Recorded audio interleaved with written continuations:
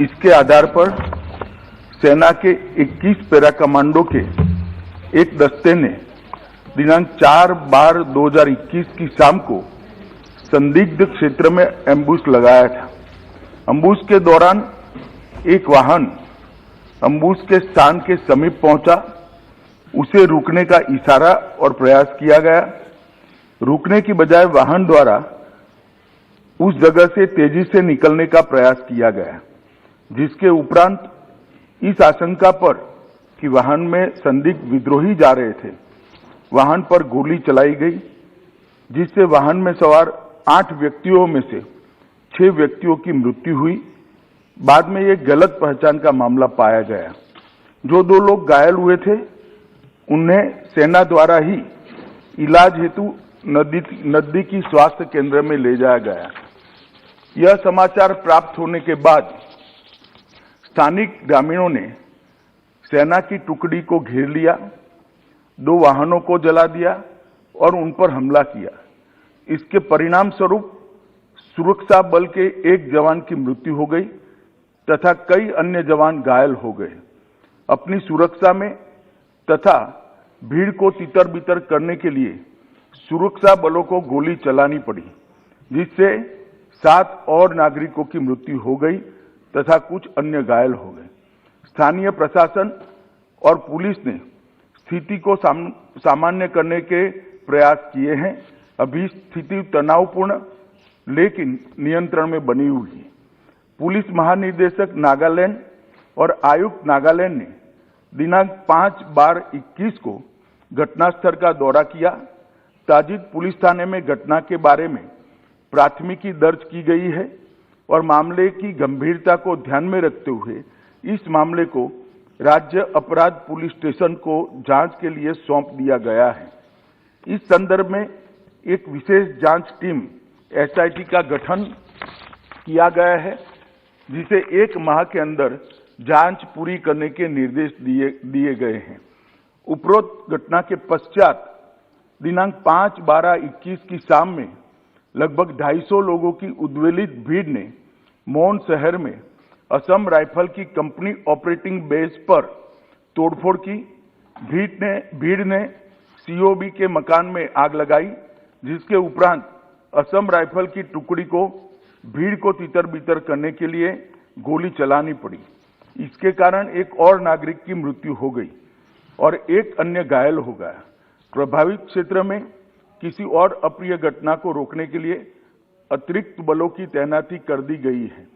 सेना की 3 कोर मुख्यालय द्वारा एक प्रेस वक्तव्य जारी किया गया है, जिसमें निर्दोष नागरिकों की दुखद मृत्यु के घटनाक्रम पर अत्यधिक दुख सेना द्वारा व्यक्त किया गया है।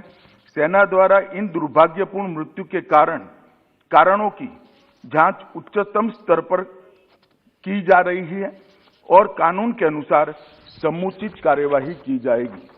घटना की सूचना मिलने पर मैंने तत्काल नागालैंड के गवर्नर और मुख्यमंत्री जी से संपर्क किया। गृह मंत्रालय द्वारा भी नागालैंड के मुख्य सचिव और पुलिस महानिदेशक से संपर्क किया गया। कल पूरे दिन स्थिति को मॉनिटर किया गया। गृह मंत्रालय द्वारा तुरंत पूर्वोत्तर के प्रभारी अपर सचिव को कोहिमा भेजा गया, जहां उन्होंने आज सुबह नागालैंड राज्य सरकार के मुख्य सचिव एवं अन्य वरिष्ठ अधिकारियों और अर्धसैनिक बलों के वरिष्ठ अधिकारियों के साथ बैठक की, स्थिति का विस्तारपूर्ण समीक्षा की है, ताकि यह सुनिश्चित किया जा सके कि शीघ्र सामान्य स्थिति बहाल हो। यह निर्णय लिया गया है कि सभी एजेंसियों को यह सुनिश्चित करना चाहिए कि विद्रोहियों के खिलाफ अभियान चलाते समय भविष्य में ऐसी कोई दुर्भाग्यपूर्ण घटना की पुनरावृत्ति न हो। सरकार स्थिति पर सूक्ष्मता से नजर रख रही है और क्षेत्र में शांति और सौहार्द सुनिश्चित करने के लिए आवश्यकता अनुसार जरूरी उपाय भी किए जा रहे हैं। राज्य प्राधिकारियों ने एहतियात के तौर पर प्रभावित इलाकों में निषेधाज्ञा लागू की है।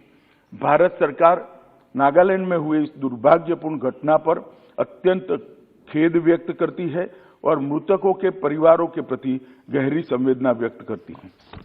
आइटम नंबर 79 मैंने सबको पर्याप्त मौका दे दिया है, कोई रिकॉर्ड में नहीं आएगा। आइटम नंबर 7 राष्ट्रीय औषध शिक्षा अनुसंधान संशोधन विधेयक 2021। माननीय मंत्री जी। माननीय अध्यक्ष महोदय, I rise to move that the national सबको मौका दिया मैंने, सभी दलों के नेता को पर्याप्त समय पर्याप्त अवसर दिया, तरीका ठीक नहीं है आपका। 2020 सबको मौका दिया मैंने। Be taken into the consideration. माननीय अध्यक्ष महोदय, आप लिख के दीजिए, कोई बात नहीं, लिख के दीजिए ऑफ फार्मास्यूटिकल लिख के दीजिए आप। रिसर्च, ये देश में फार्मा सेक्टर में रिसर्च करने वाली महत्वपूर्ण इंस्टीट्यूट है। वर्तमान समय में पहले एक इंस्टीट्यूट हुआ करती थी, आज बढ़ के उसकी संख्या 7 हो गई है और ये फार्मा सेक्टर में रिसर्च करने। तो गृह मंत्री अमित शाह ने लोकसभा में आज सरकार की ओर से बयान दिया, नागालैंड की घटना पर अफसोस जताया, कहा कि ये गलतफहमी की वजह से, गलत पहचान की वजह से फायरिंग हुई।